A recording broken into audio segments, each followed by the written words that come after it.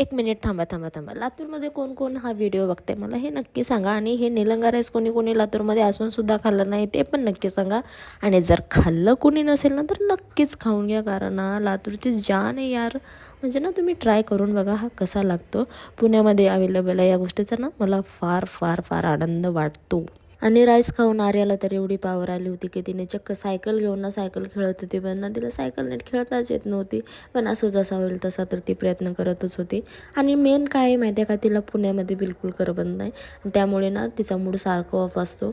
आणि तेच ठीक करण्यासाठी तिच्या पप्पाने आज ऑफिसवरून येते वेळेस पिझ्झा आणि बर्गर घेऊन आले होते, जे की तिचं फेवरेट आहे. आणि संध्याकाळी खूप लेट होणार होता आम्हाला स्वयंपाक करण्यासाठी, कारण भाजीपाला वगैरे घेऊन यायचा होता मार्केटमधनं.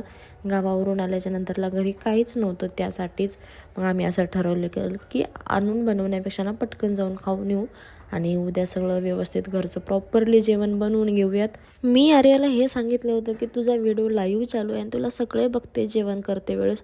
तर ती बोलत होती मला फ्रंट कॅमेरा ऑन करून दाखव, मला कोण कोण बघतायत.